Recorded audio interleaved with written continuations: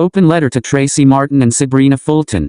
Dear Sabrina and Tracy, I thought a lot about the blog I wrote earlier today and the tragedy of the video posted within the blog, and it made me want to say some things to you as individuals, and not as the bigger-than-life grieving parents created by Ryan Julison and your attorneys. Whether you read this or not is anyone's guess. I hope you do, and I hope you take it at face value without inserting any ill meaning. I see your side, but I also see Gladys and Robert Zimmerman's side.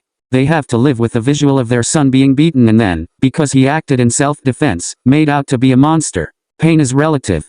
You know who Trayvon was, and they know who George is, but because of the ridiculous circus this tragedy has become, no one else knows who either of them really are. Click. Read more below. I have been following this case for a year, and in that year I have had roller coaster emotions about the two of you and the way this tragedy has been presented in the media. Look, everyone knows you are not the Huxtables, and Trayvon wasn't the Fresh Prince. Even your supporters know this. Your family is not perfect, but whose is? Your family and friends know the truth because they know you, and tragically, many of them live your nightmare every day in their own lives. The problem is, they think where Trayvon was headed in life was normal. It's as normal as going to work or to the store, and that's alarming as hell, especially if their normal is depicted in this video.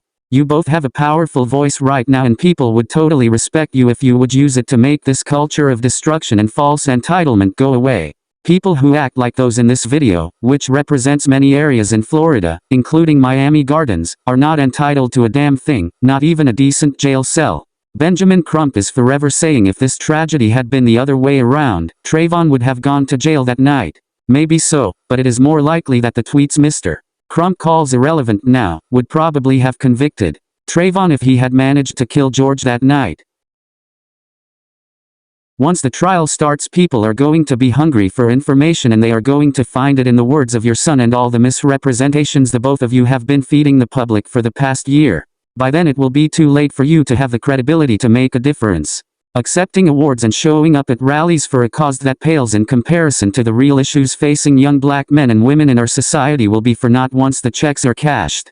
There will still be no Trayvon, and young black boys and girls will still be dying by their own violence and misguided ideas of what a man is supposed to be. Mothers will still be wringing their hands and mourning, and fathers will still be putting themselves before their kids. What you are doing now is disingenuous and will not touch their plight. There are those who don't blame you for misrepresenting what you knew about your son's suspensions and private life, but I can tell you those are either naive individuals or enablers. Decent and knowledgeable people see right through this mess, and it has caused some to become desensitized to genuine racism and random acts of violence against minorities. I look at this video and understand why Ben Crump has said countless times George should not have left his truck. Ben Crump is unknowingly revealing his awareness of the violent potential of teens like Trayvon. Ben Crump knew what was on Trayvon's phone and what might have really happened that fateful night.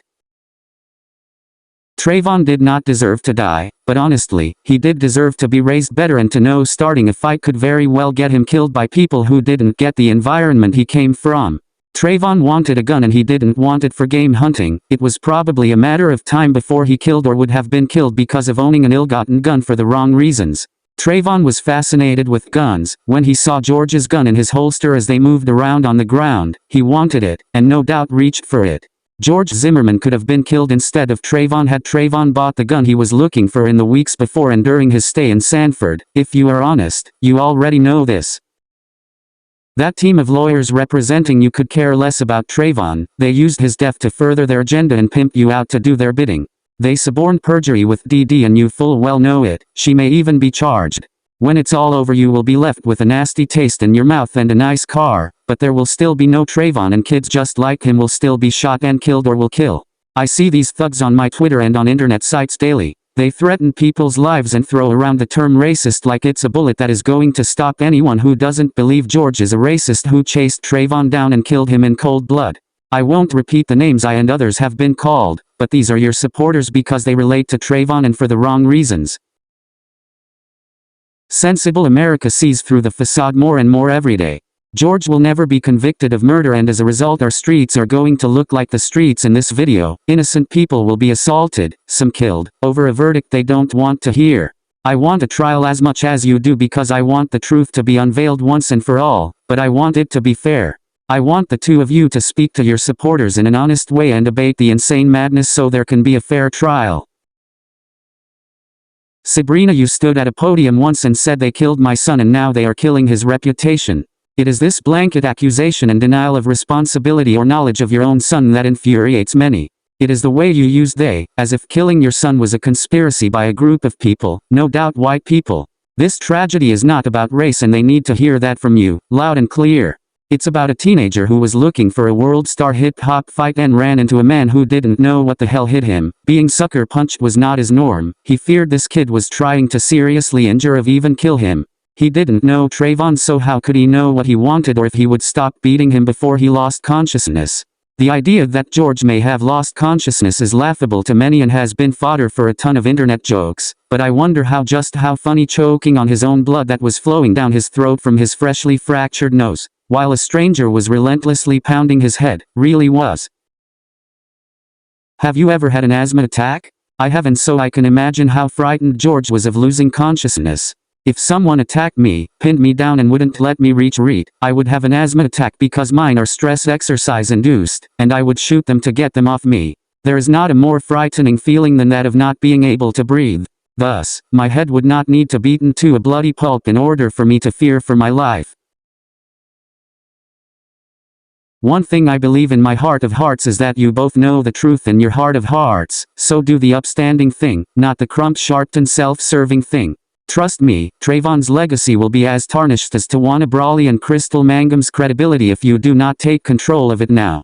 What has come out about Trayvon may turn out to be inadmissible in a court of law, but he was real, his misguided aspirations were real, and I believe the true cause of his demise, his wish to be a gangster thug, is relevant to what happened on February 26, 2012.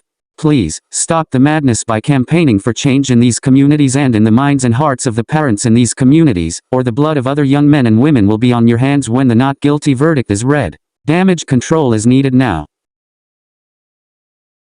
Moving forward, I hope you will work with other parents and find a way to fix the street violence so that RIP t-shirts and buttoners are the exception in places like Miami-Dade, Detroit, and Chicago, instead of the norm. V.